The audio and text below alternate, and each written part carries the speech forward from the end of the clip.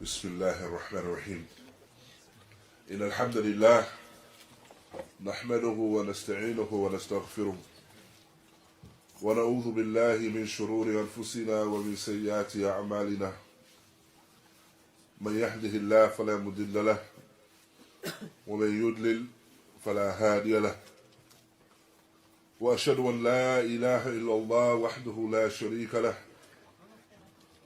وأشهد أن محمدا عبده ورسوله يا أيها الذين آمنوا اتقوا الله حق تقاته ولا تموتن إلا وأنتم مسلمون يا أيها الناس اتقوا ربكم الذي خلقكم من نفس واحدة وخلق منها زوجها وبث منهما رجالا كثيرا ونساء واتقوا الله الذي تساءلون به والأرحام إن الله كان عليكم رقيبا يا أيها الذين آمنوا اتقوا الله وقولوا قولا سديدا يصلح لكم أعمالكم ويغفر لكم ذنوبكم ومن يطع الله ورسوله فقد فاز فوزا عظيما أما بعد فإن أصدق الحديث كتاب الله وخير حديث محمد صلى الله عليه وسلم وشر أمور محدثاتها وكل محدثة بدعة وكل بدعة ضلالة وكل ضلالة في النار وبعد فحياكم الله جميعا وبارك الله فيكم.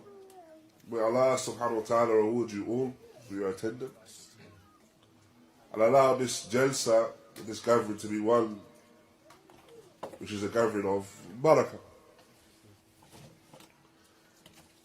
What I intend, inshallah, to discuss with yourselves today in these short minutes, and it's inshallah something ala wajh al-ikhtisar, as they say, in a manner which is brief, is that I wanted to discuss with yourselves some advices pertaining to the affair of marriage in light of the Quran and the Sunnah, in light of the Quran and the Sunnah of the Messenger of Allah sallallahu alayhi wa sallam.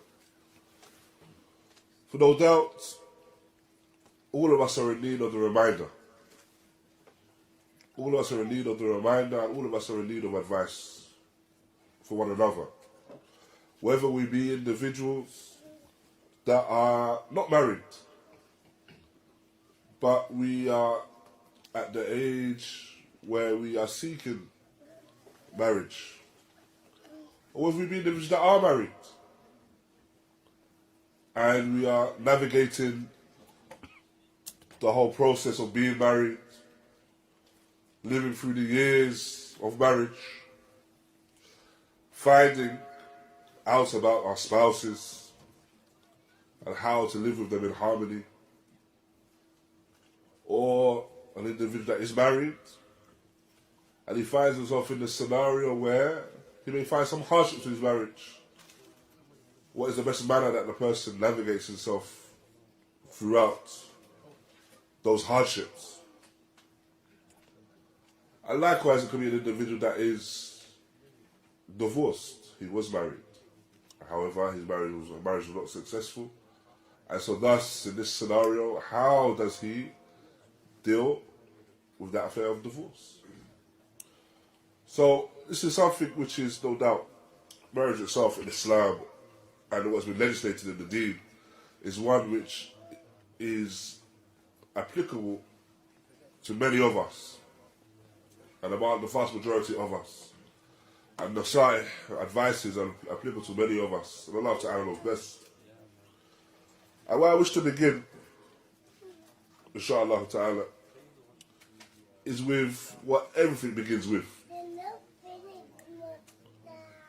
What I first want to discuss with you, inshallah, is what everything begins with. And what is that, ikhwan? After the masjid. Intention. What does everything in our deen begin with? Niyyah, taqwa, someone says. Khalas, we're getting very close.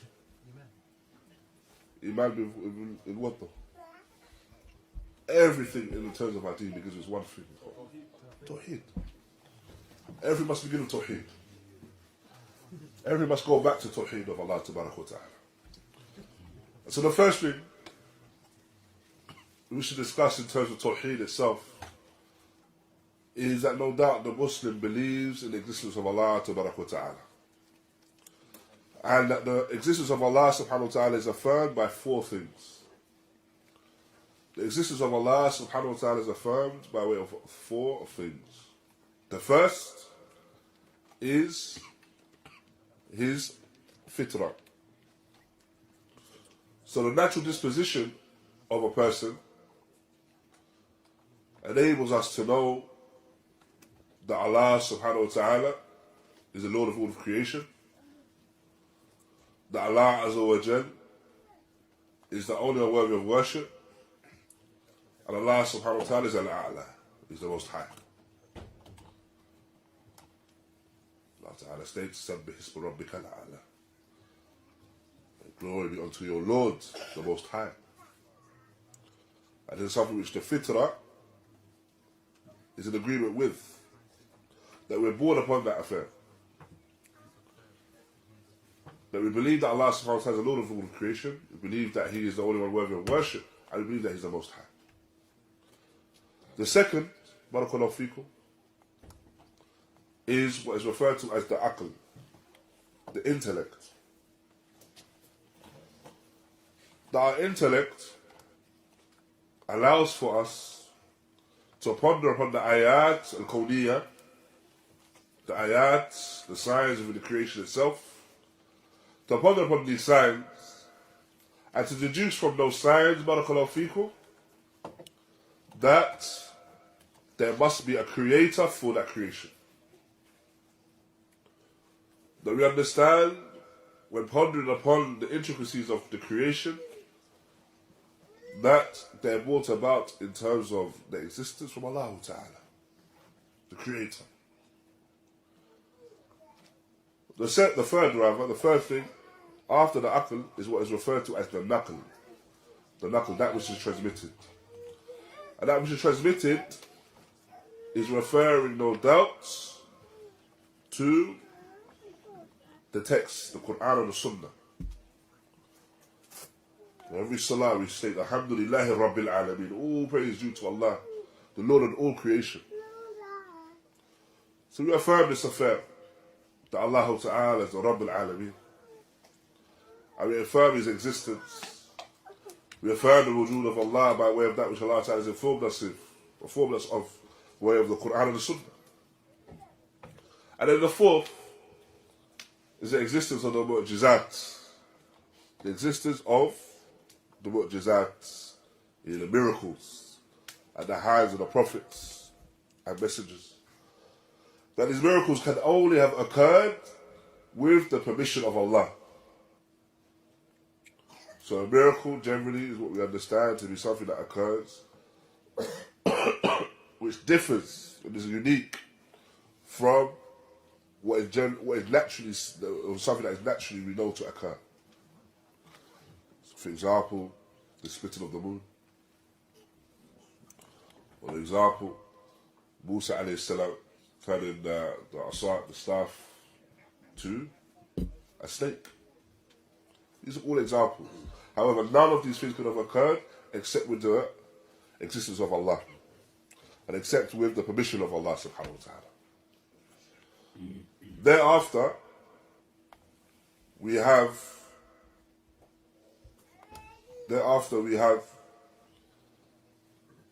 if we affirm the existence of Allah by way of these four things, and we affirm that Allah Ta'ala is the Khaliq, al-Razik, He's the one that creates, He's the one that sustains, He's the one that gives life, He's the one that brings about death, then by way and as a necessity, then no doubt He is the only one worthy of worship. He is the one that's bestowed upon us these ni'am. Allah subhanahu wa ta'ala is the one that's bestowed upon us these blessings. In reality, we cannot add these blessings. We cannot as an individual cannot enumerate his blessings. And so, the Abdul, which is Shakir, the servant which is truly Shakir, the one that is truly grateful, has to turn to Allah in obedience. This affair of Rububiyyah goes hand in hand as mutalazim with the affair of Uluhiyyah. Once you've affirmed the Rububiyyah of Allah, the Lordship of Allah, the existence of Allah, the actions that He bestows upon us, it's upon you, you have to worship Him alone. If you've affirmed that Allah is the one who created us, and He has brought us into existence, then, of course, He's the only one that is worthy of worship alone. And so thus, this is why Allah Ta'ala states, وَمَا خَلَقْتُ الْجِنَّ وَإِنسَ إِلَّا لِيَعْبُدُونَ. And this is why Allah Ta'ala states, He did not create the jinn, nor the mankind except to worship me alone. Thereafter, we understand that Allah Subhanahu wa Ta'ala did not create us with this first wajib, this first obligation, and leave us without any means of coming to know of that obligation. Rather, He Azza wa Jal has sent prophets and messengers to convey the obligation of Tawheed to us. So Allah Ta'ala states, وَلَقَدْ بَعَثْنَا فِي كُلِّ أُمَّةٍ رُسُولًا أَنِ اعْبُدُوا اللَّهَ وَاجْتَنِبُوا الطَّاغُوتَ. That I've sent to every nation a messenger with the command to worship Allah Ta'ala alone and stay away from the false deities. So it's something that is sent to every nation. A messenger that is sent to every nation. And so, no doubt, the seal of all of those prophets and messengers is the Nabi and the messenger of this ummah, Muhammad sallallahu alayhi wa sallam. And that which he is coming by way of his sunnah is the sunnah which is upon khair and the wada in which it is upon completion and perfection.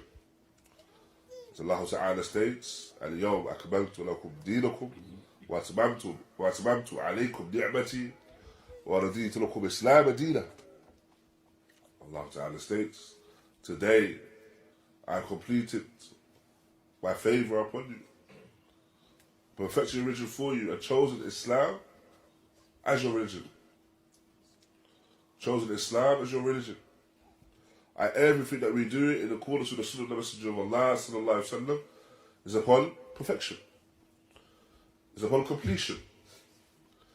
And so the importance why we wish to discuss this affair of Tawheed first and Sunnah first, we're discussing any topic, is that we must understand that everything goes back to the worship of Allah subhanahu wa ta'ala. Everything goes back to the central reason as to why we are here within this dunya, to worship Allah. And so when a person becomes engrossed with affairs of the dunya, when he becomes engrossed with the affair of trying to get married, or becomes engrossed with the trials of marriage itself, or he becomes engrossed with the difficulties of just navigating the dunya itself, he should always refer the affair back to Allah.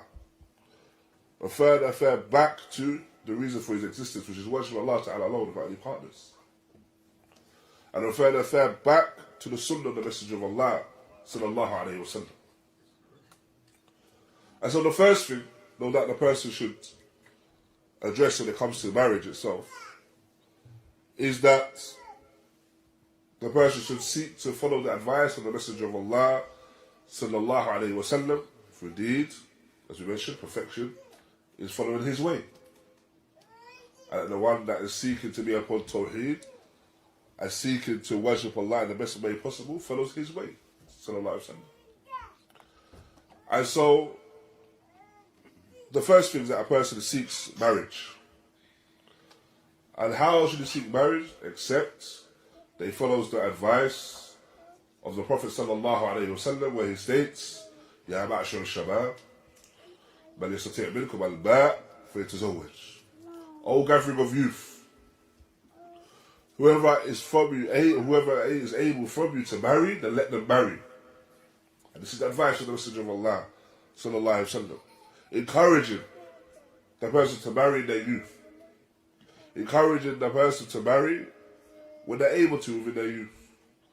For no doubt, when the person marries within their youth, it aids them when it comes to lowering the gaze, and aids them when it comes to preservation of the private parts, preserving and protecting the person from zina. And so the person, no doubt, he should reflect upon that, first and foremost.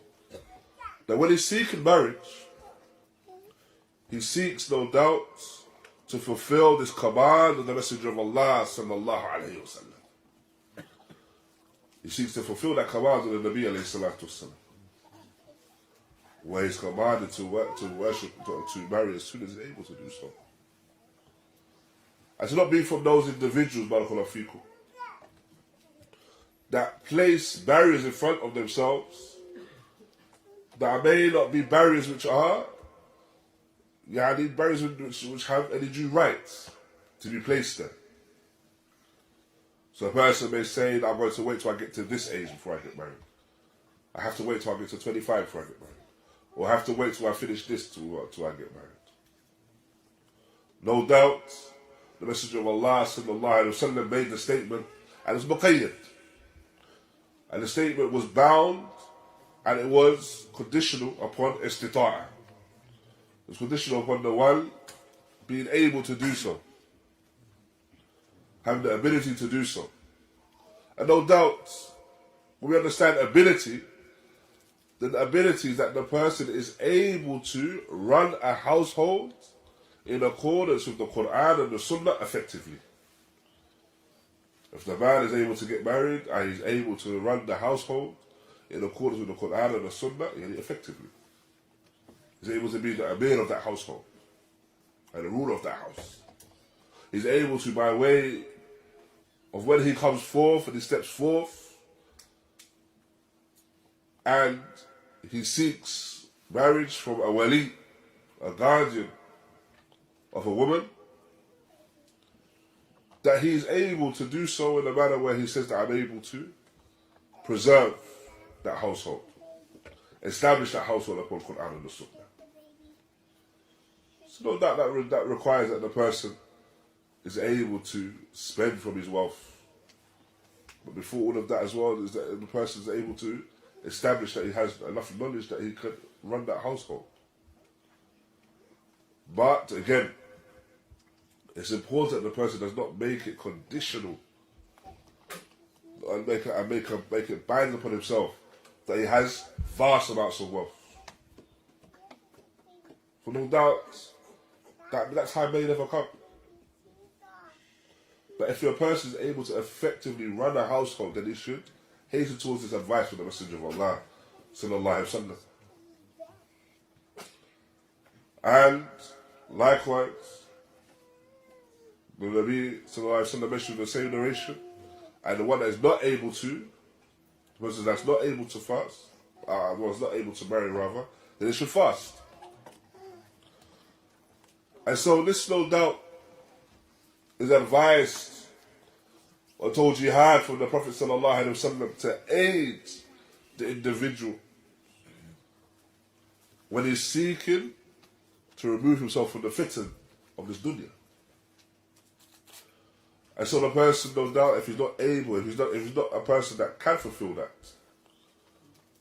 and he cannot fulfill those conditions, and the condition of ability to marry, then he should fast and embark upon fasting. Whether it be the Mondays or Thursdays, whether it be the fast of Dawood. The person should seek to do so and take from these advice of the Messenger of Allah sallallahu alaihi wasallam. Likewise, as when a person seeking marriage, the Prophet sallallahu alaihi wasallam, he mentions tazawwaj al-wadud al-wulud. I marry the loving, forbearing, and childbearing woman. For indeed, أنا بكاثركم بكم يوم القيامة. يعني I will boast great numbers by way of you on يوم القيامة. And so this is from the characteristic that the person seeks from a wife. That a person seeks these particular characteristics from a wife. And so thus, the person first and foremost, when seeking marriage, again should not place these barriers in front of themselves. And a common barrier that a person may place in front of themselves is that they say that the person must be from this particular race or this particular tribe. And they say, if the person's not from this race or this tribe, then I won't marry from them. So no doubt the person is restricting themselves. And the person, no doubt, going back to what we discussed at the beginning, their focus should be upon the Quran and the Sunnah. They should be focusing upon the Quran and the Sunnah.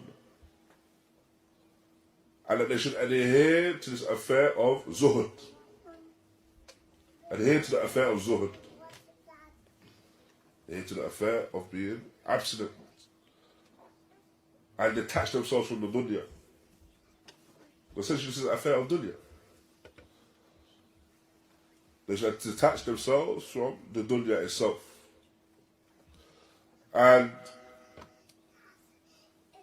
when a person does state that I will marry, but only if they like this or they like that. One example I gave was the race. Then all they may be doing is placing hardship upon themselves which they don't need to be placed there. And then you have some people, they will state, however, for example, the same example, they will say that this is something from my parents. And my parents have made this conditional upon me. My parents have said that I have to marry someone that is Somali. I have to marry someone that is from Pakistan. I have to marry someone that's from Bangladesh, for example. And you find that they proceed to say my parents are racist, they're everything else. And you find this is something which is common, as stated amongst the people on a regular basis. And it's something that was asked as well to our teacher, Sheikh Khadija, because this is something which is rife within the lives that we live in. And the advice, Salafi Publications, was advice which was beneficial. In that he stated that first and foremost, the person shouldn't only look to give dawah to their parents now at this point when they're looking to get married. Rather, they should begin with their parents in terms of dawah beforehand. Calling them to Islam, calling them to the Sunnah, calling them to adhere to that which is khair for them. Thereafter, the person should then seek to advise them about these affairs. So da'wah is an affair where no doubt it's continuous. Once we're aware of an affair, so we become aware of the Sunnah, for whichever means we became aware of it. And we may have, now at this point, we may have relatives that are not upon the Sunnah. Whether they're just directly not upon the Sunnah at all, they're Muslims or Mu'tasim to Islam, they're individuals that ascribe to Islam. Or there may be individuals that are not Muslim at all.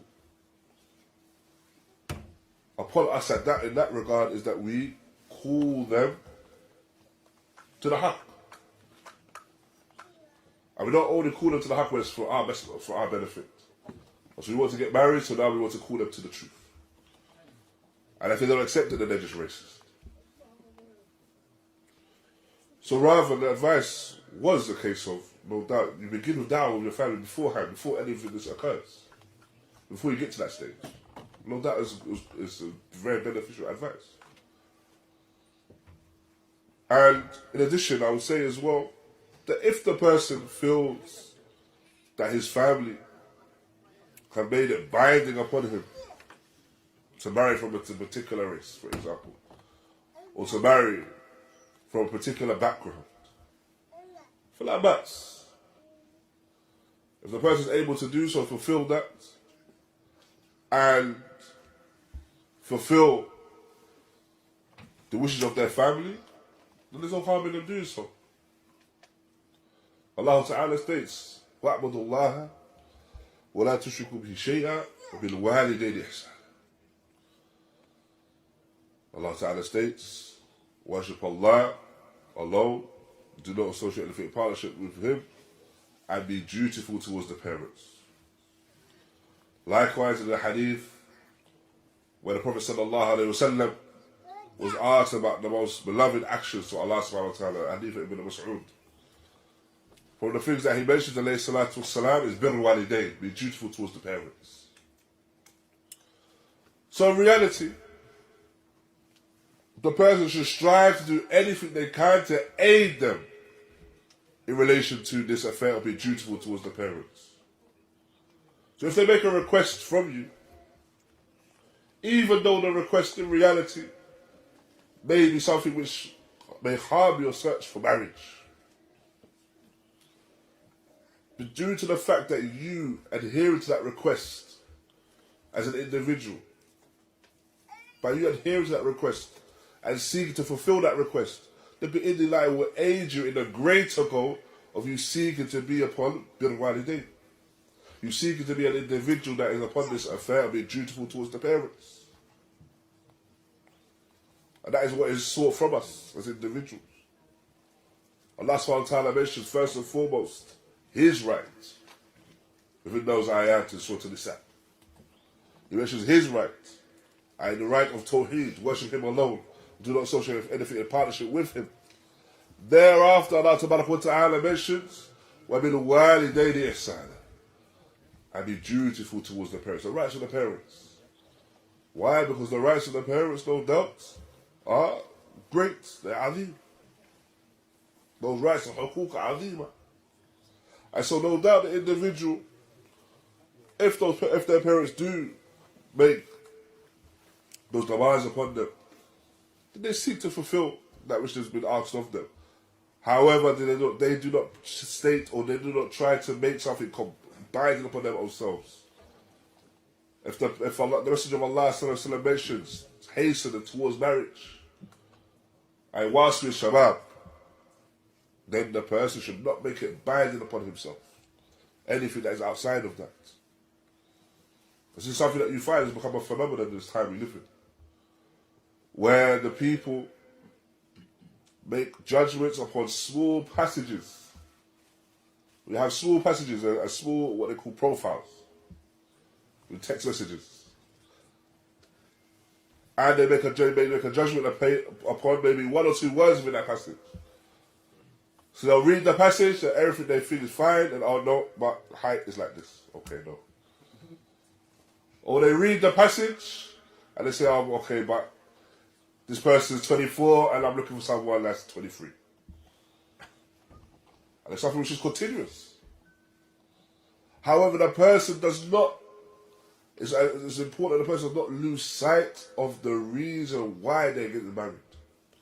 To fulfill that command of the Messenger of Allah, to fulfill and adhere to this affair of ibadah. We're here to worship Allah Ta'ala alone. And hence when we mentioned that it's upon the person to seek to have malazama of zuhud. They detach from the dunya. That their only use within the dunya, anything they take from the dunya, is so that it can aid them with ta'atillah. Anything they have from the dunya, anything that they take from the dunya is something that aids them in being obedient to Allah subhanahu wa ta'ala. They do not overindulge with the dunya just for its sake. So now, if you find that your person is sincerely looking for marriage, but he's looking to marry so that he may be an individual that benefits in the dunya and the akhirah. He's looking for someone that may aid them in the dunya and the akhirah. Then the reality is that they must be an individual that is looking upon the affair of the deen of the individual. And so, we reflect upon that, barakallahu feekum. And we do not make anything over binding upon ourselves. For indeed, no doubt, the khutawat of shaitan and the steps of shaitan are clear and manifest. And the shaitan may engage in wasa'il, in different means, in order for us to be deterred from khayr. In order for us to be deterred from khayr. So a person may come across a brother that they see to be suitable, or a sister that they see to be suitable. However, something that they see from that, something maybe relatively minuscule, causes them to reject everything that they see from that person. And thus when they reject it, may delay them in getting married. And the reality is that they delayed themselves in hastening towards something which is khayr and beneficial to them. Because the wasa'il of shaitan can be many. It's not a case that the shaitan may call you away from or call you towards doing evil directly. It's not a case that the shaitan may call a person directly towards evil. As Ibn Qayyim rahimahullah, he mentions that there were certain different means for the shaitan and different steps from the shaitan to lead the servant astray. He may lead them astray by way of falling into the major actions, or shirk, and the likes of that. But then it may occur that the person may be led astray by way of bid'ah, innovation, or the person is led astray by way of being called to ma'asiyah, disobedience, from the kaba'ir al-dhunub wa sagha'iruha, from the major sins and the minor sins. However, the person also can be called away, busied away from the actions by way of engaging them with the fudul. And the fudul, barakallahu fikum, are actions, they may be actions of khayr. They may be good actions. However, they are not the correct actions for that particular time and place. And there's a better action to do in that time and place. And so our Sheikh Abdul Bukhari, hafidhahullah, he mentions an example of that. Is that the person between the adhan and the iqamah, so he's in the masjid and they call the adhan. And so between the adhan and the iqamah, he reads Quran. No doubt reading Quran is a righteous action, it's kadhalik. It's a righteous action. However, is that the best action for them to do at the time? Is that the best action for them to do at the time? No. What is a better action for them to do at the time, which is legislated for them to do at the time? Dua. So it may not be the case that the shaitan will call you towards evil directly. An example of that is a person may be called towards recitation of Quran, for example, between adhan and iqamah. However, there's a better thing for them to do at that time. This could be for the means of the shaitan. So go back to our mawdu' of today, the topic of today, the person may find someone that's suitable. However, from the wasa'ils of shaitan may enter upon them and call them towards other than that which is good. So the person says, this is something which is common, the person says, no, I know I found this person, I found this sister, and I'm happy with this sister, but you know what, I'm going to leave it so I can go and seek knowledge. As if they are mutually exclusive. That if the person seeks knowledge, then in that regard, they can't get married. But in reality, they're not mutually exclusive. It's not one, you can do one and then you can't do the other. And you shouldn't place something that is maybe better for you at that time, in place of something which is maybe not as good for you at that particular time. And so this is the first thing that I wish to discuss with yourselves, barakallahu fikum, is that the person, no doubt, when they see the advice from the Messenger of Allah sallallahu alaihi wasallam to hasten towards righteous actions, I hasten towards a particular action, then they need to take it seriously. Because no doubt, he alayhi salatu wasalam did not command us with something except that it's for our maslahah, except that it's for our benefit. And he did not warn us against something except that it's to our detriment. It's harmful to us. The second thing I want to discuss, barakallahu fikum, is when it comes to the affair of living in marriage itself and directly discussing the affair of the husbands, where a man, he understands, because from the foundations of his hukuk, he understands that he is the one that is the leader of the household. He is the one that is the leader of the household. And by way of that which he is upon, that the household must follow. And so everyone is well aware of the haqq of the husband when it comes to the affair of him being obeyed within the household. So he's obeyed by the wife. He's obeyed by the children, no doubt. Allah Ta'ala states, الرجال قوامون على النساء. That the rijal have been given authority over the nisa, over the women. The men have been given authority over the women. So they're well aware of that. However, the reality of that, barakallahu feekum, is that the man has the authority over the woman when it comes to him calling to good and establishing good within that household. And he has authority because of by way of that which he spends. He spends for that household. The infaq, the spending upon the household is from the father and from the husband. He is the one that spends upon the children. He is the one that spends upon the wife.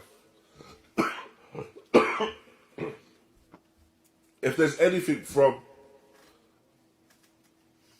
the bills of the house or the obligation of the house, then it goes back to the father. So it's not a case where the man says that I must be obeyed, that it's absolute. No matter what. For Allah Ta'ala has commanded us and informed us, أطيعوا الله وأطيعوا الرسول وأولي الأمر منكم. Obey Allah and obey the messenger and those that have been given authority over you. Those that are the leaders amongst you and the rulers. Allah subhanahu wa ta'ala mentions, barakallahu feekum, أطيعوا Allah, obey Allah. This is obedience to Allah subhanahu wa ta'ala is one which is absolute. And you obey Allah in every single affair. وَأَطِيعَ الرَّسُولِ, and obey the messenger. And this obedience to the messenger sallallahu alayhi wa sallam is absolute. For indeed, he alayhi salatu wasalam, his speech and that which is upon is a sunnah. It's wahi. It's revelation. Thereafter, Allah Ta'ala mentions وَأُولِي الْأَمْرِ مِنْكُمْ, and those that have been given authority over you. Those that have been given authority over you, barakallahu feekum, is referring first and foremost to the leaders amongst the Muslims. To the leaders amongst the Muslims. However, Allah Ta'ala does not mention the word before it, ati'u, and obey. Why? Because the obedience to the ruler is not an obedience which is absolute. Obedience to the ruler is an obedience as long as the ruler is not commanding you with ma'siyatillah. As long as the ruler is not commanding you with disobedience to Allah. So obedience to Allah is absolute. Obedience to the messenger is absolute. Obedience to the ruler is not absolute. It's an obedience as long as you've not been commanded with disobedience to Allah. And so thus, the ruler can also be regarded as being the ruler of the household, the leader of the household. And so when a man establishes a household with his wife, and no doubt it's upon that wife to be obedient to her husband, and be submissive to her husband, it's upon that husband to establish that household upon khair, to establish that household upon good, establish that household upon the sunnah of the Messenger of Allah sallallahu alayhi wa sallam. For no doubt, although it's an obligation for the woman to obey the husband, as long as not disobedience to Allah, the husband should be making, or should seek to make that affair of obedience easier upon the wife. How does he make it easier upon the wife? Except that he is a person that has demonstrated that he is trustworthy. And he has sound judgment. And a person that has sound judgment, no doubt, is the one that takes the affairs back to Allah and His Messenger. He refers the affairs back to Allah and His Messenger. He refers the affairs back to the Quran and the Sunnah. Allah Ta'ala mentions, فَلَا وَرَبُّكَ لَا يُؤْمِنُونَ حَتَّى يُحَكِّمُوكَ فِي مَا شَجَرَ بَيْنَهُمْ ثُمَّ لَا يَجِدُوا فِي أَنفُسِهِمْ حَرَجًا مِمَّا قَضَيْتَ وَيُسَلِّمُونَ تَسْلِيمًا. Allah Ta'ala mentions that they do not believe, and they're not truly believers, until they make you a judge, and the Messenger of Allah and His Sunnah, a judge in the affairs that occur between them. And they do not find within their own selves resistance in that judgment that is made, and they have an absolute submission to it. And this is how a person should lead his household. Go back to the Quran and the Sunnah, adhering to the Book of Allah and the Sunnah of the Messenger of Allah sallallahu alaihi wasallam. That he seeks to be an individual that runs the household, where the wife knows that any decision that he makes, he is referring back to Allah and His Messenger. So when he makes a decision, and now it's binding upon the wife to obey the husband in that regard, it's easier for her to obey her husband. Because now in this regard, she knows that he has sound judgment. That he makes the affair of the Sunnah maqaddam. He gives precedence to the Sunnah of the Messenger of Allah sallallahu alaihi wasallam.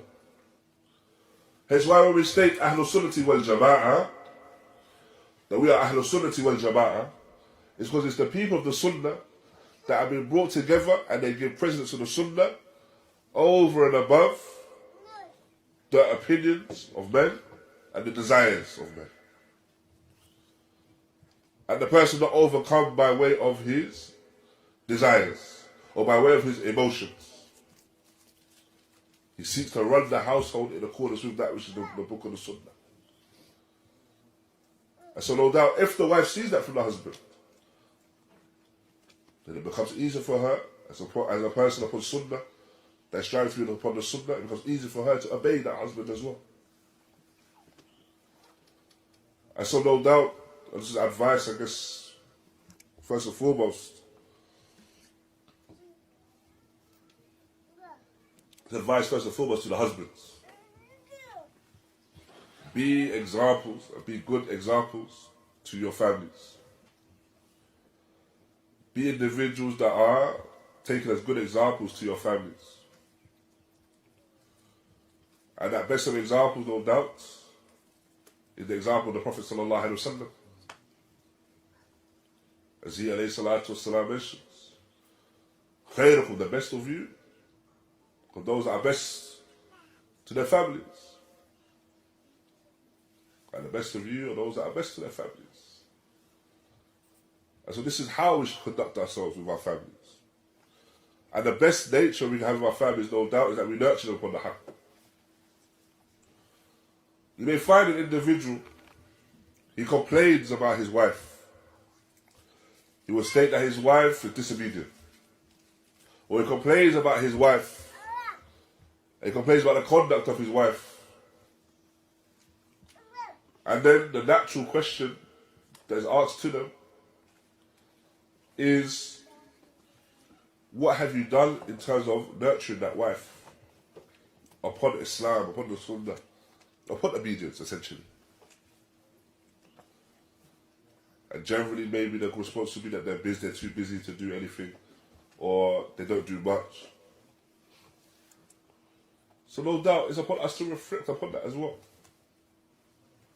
Just as we seek for our own children to be upright and obedient.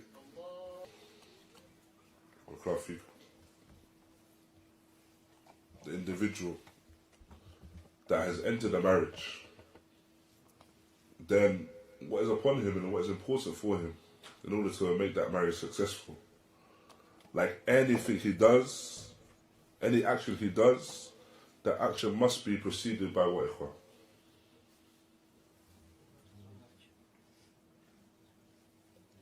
Huh? Intention, and knowledge. That affair must be preceded by ilm.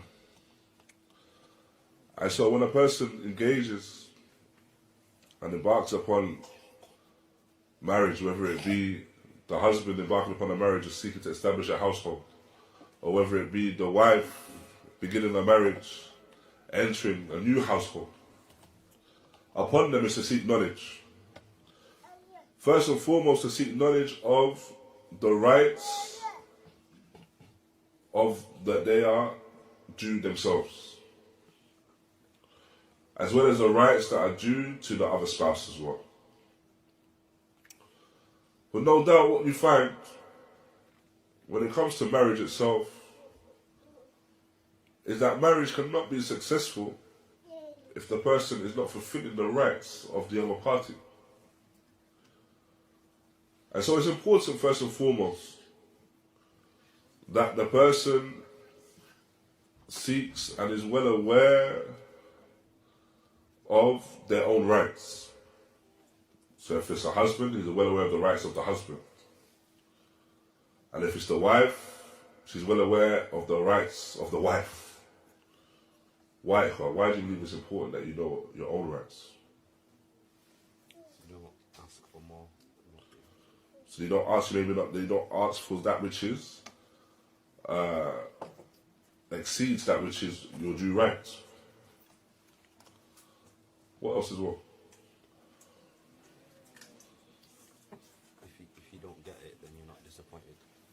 If you don't get it? If you don't get something, you might have like too high expectation, but in reality that's not, you're not entitled to that. So it's linked to the first thing you said, so you're not seeking something exceeding the rights. But also essentially as well, as a husband or as a wife, you want good for your spouse. You want good for them. So you want that they fulfill the rights of every individual that they need to fulfill their rights for. It just so happens that this in this scenario, it's your own rights as an individual. So it's not a case now that you are merely just seeking the rights of the spouse, or your own rights, should I say, due to the fact that you are only invested in your own maslahah as an individual. That you're only invested in your own benefit as an individual, but rather you look at the rights of the spouse because you are an individual that wants good for your spouse. But essentially this is your companion. And you want your companion to be upon khair. As the Messenger of Allah sallallahu alayhi wa sallam mentions, Amar ala dini khalili, فَلْيَنْظُرْ أَحَدُكُمْ مَنْ يُخَالِفُ. The individual is upon the religion of his companion. So look to who you take on as that companion. So the spouse is a companion. The spouse is a companion in the same manner that we know that each and every one of us, we take companions and friends outside of that union of marriage. And so we seek and we understand our rights so that we ensure that the other party is fulfilling those rights for their own good. And of course as well, we seek to find out the rights of the other spouse, to ensure that we as individuals are fulfilling those rights as well. So that we are fulfilling the rights of the other individual. For Allah subhanahu wa ta'ala has not established the rights of individuals except that it's for our maslahah, for our benefit as individuals, as well as the general benefit of the marriage itself. And so, when a person embarks upon marriage, These are the things that he should seek to study and be well aware of and understand how to fulfill each of these rights. What else do you believe we should study? What else should we study? What do you say? Now, if you study the rights of the spouse, you study his own rights. Now, what else? Specific to marriage. Marriage, yeah. Well, yeah, around marriage.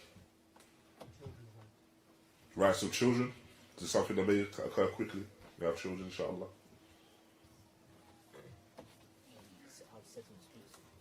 How to settle disputes. And looking at the asbab al-iftiraq, or our asbab al-talaq, rather. The means and the reasons why you find people separate and divorce. And you study these things not in a manner, or not as an individual that may be someone that is negative in the way that they're thinking, but you study these things because you want to avoid them. You study these things so you avoid them and you become aware of them. The first and the greatest reason why this occurs, and the splitting occurs, and differing between the spouses occurs, goes back to the rights. That one or both parties are not fulfilling the rights of that other party. And so because of that, you find that the individuals begin to split. And they begin to differ. And that they differ and they leave off the hadith of the Sunnah of the Nabi sallallahu alaihi wasallam, the guidance that came from the Sunnah of the Nabi alayhi salatu wasallam.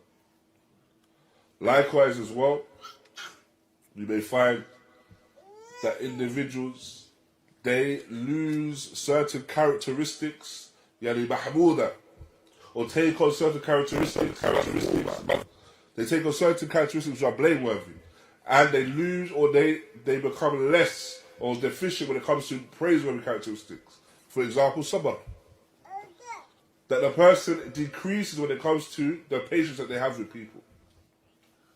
And so no doubt, they don't engage with someone when it comes to the patience that they have, and this increases causes of conflict. Likewise as well, linked to that, for what a person should study and be aware of, is being aware of not only the reasons for splitting so you don't avoid them, but also the ahkam of talaq as well. Some of the rulings when it comes to talaq, or some of the rules when it comes to divorce. Because what you find is that those that are jahil in that regard, so they have ignorance in that regard, they end up in disputes with the spouse. And generally, you may find it's from the rijal, because it's the men that generally have the right to give the talaq. And then they will say, and they will come forth with questions. That I said this to my wife, is it talaq? Or I said this, but the scenario was like that, and they build a whole scenario. Now they're not aware of whether it's talaq or not.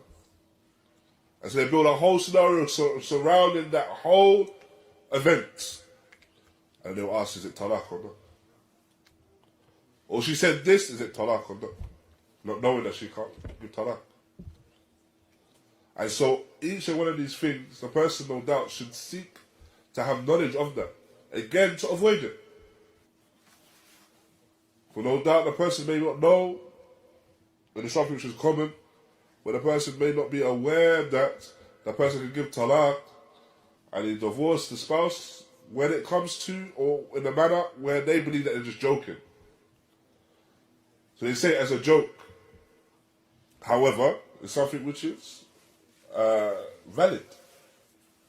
It's valid shar'an. And so the person knows that they should seek to have knowledge in this affair. And not only have knowledge in it, but have knowledge so they can avoid it. Have knowledge so that they can avoid it. In any scenario where Allah subhanahu wa ta'ala has ordained that it occurs that they divorce, they actually do divorce. Then upon them is to know the rulings of what happens in divorce. So they do not just act upon emotion. They do not act upon that which they believe to be best in that scenario. Not going back to the Quran and Sunnah. Again, as we mentioned, everything goes back to the Book of Allah and the Sunnah of the Messenger of Allah. Everything. Whether regarded as being something positive, whether regarded as being something negative. A positive affair in our life, negative affair in our life. So the positive in marriage itself, no doubt we go back to the Quran and the Sunnah. And this is something generally what you find with the people, when it comes to the zawaj and the marriage, they go back to the Quran and Sunnah. And for the one that has tabassum wal intisab to Sunnah, the one that ascribes to the Sunnah, as Salafiyah, this is amal yasir, it's easy. Why? Because they're happy, they get married. So you go back to the Quran and the Sunnah. Sahl. But when it comes to talaq, and disputes and marital discord, and divorce, well now it's a case of high emotion, negative emotion. Going back to the Quran and the Sunnah becomes an affair which is surrounded by su'uba, it's surrounded by difficulty. However, just as it was an obligation then, it's an obligation there as well. And so no doubt in every affair that we have, we see that that affair is upon khair and mubarak. That is upon khair and it's a blessed affair. So one thing, the final thing we mentioned in relation to this, is that when you find individuals that they will divorce the wife, and then they divorce the wife in a manner which is, as the Ahlul Ilm mentioned, the scholars mentioned, is a manner which is bid'i, in a manner which is not in accordance with the Quran and the Sunnah. So they may divorce the wife while she's on her menses, for example, which is haram. Or they may divorce the wife and state the talaq 3 times at once. It's bid'ah. Or what you find, and this is the most common, is that they state the talaq, and at that point they say, go back to your parents' house. And there's no iddah period. Or those 3 months, or the woman lives out the iddah period within her family home. She lives out the iddah period within her family home, or within her own home, wherever she may be. But the spouses do not stay within the same home. Shaykh Uthaymeen rahimahullah, he mentions that in the period, the woman must stay within the home of the husband for that complete period of time. She must beautify herself just as she would beautify herself as the wife, as in the scenario where she is his wife. The kalam of Shaykh Uthaymeen rahimahullah. And so this is how, if a person sincerely wants to be a person of sunnah in all scenarios, then they must follow the sunnah when it's a time of ease, and follow the sunnah when it's a time of difficulty. And that the individual in reality, he is an individual that goes back to ibadah, worshipping Allah at all times. And adhering to the worship of Allah at all times. And holding on to the sunnah at all times. And if he does that, then no doubt you find that this individual, but in the life, ta'ala, will be successful. So it's going back to this affair of adhering to the Quran and Sunnah when we're looking for the spouse. In the marriage itself, making that family one which is strong and fortified upon the Book of Allah, the Sunnah of the Messenger of Allah, sallallahu alaihi wasallam. Why? Because the family itself is just a small part of society at large. And so when the family is successful, then it plays a part in a successful society. For no doubt, if you look at if you have every family is upon the Quran and Sunnah in the society, for example, anything on another upon Quran and Sunnah, ta'awuna al-birr wa taqwa. The family which is cooperated upon righteousness and piety, and they cooperate with other families on righteousness and piety, then that strengthens the society.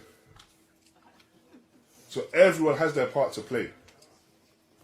Everyone has their part to play when it comes to strengthening that family unit and strengthening the society at large.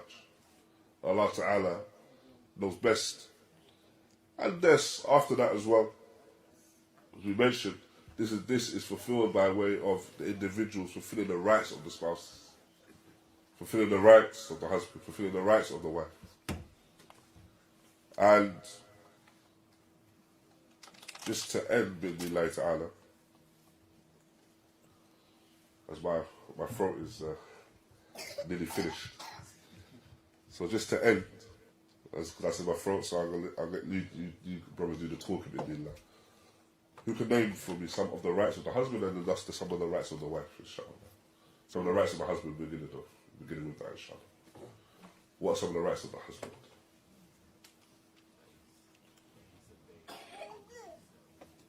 That he's obeyed. He's obeyed as long as he's judging according to the Quran and Sunnah. That's one thing. He's obeyed. The rights of the husband. We got rights and you don't know what your rights are. Now, that's his right. The right of the husband. That the wife doesn't let someone enter that he's not happy with. That the wife does not let anyone enter his home. That from his rights that no one can enter his home. That he is not pleased with entering the home. No, Sheikh. مسمعك. ولا مرة ثانية معلش. ولا سرة شكرا. Now, and she does not spread his secrets. She does not spread his secrets, correct?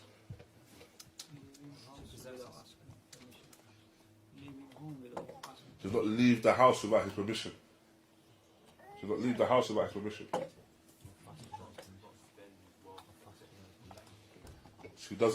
She doesn't fast without his permission. Now, so Ramadan. Huh? The nawafil. Now, he doesn't spend the wealth except that which he's pleased with. Now, so it's a healthy amount, inshallah. The rights of the wife. Rack is with her. This one there. You house her to the standard she's used to. You house her to a good standard, to a standard that she's used to. You house her to a good standard, the one that she's used to, yeah. The husband spends upon her, feeds and clothes her. He Spends upon her, feeds and clothes her. spends upon her, feeds and clothes her.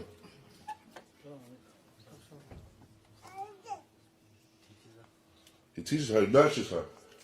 He nurtures her upon Quran and Sunnah.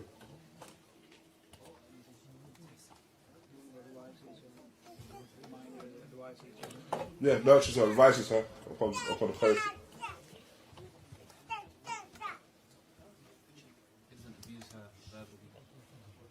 No.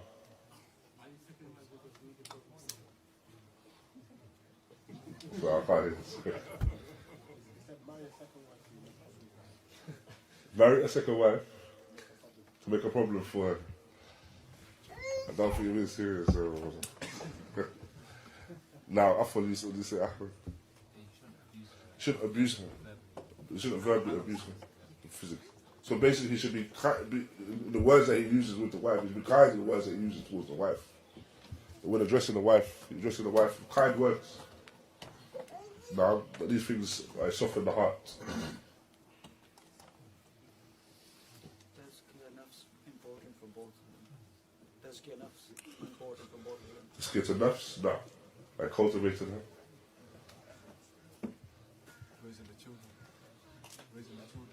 Raising the children.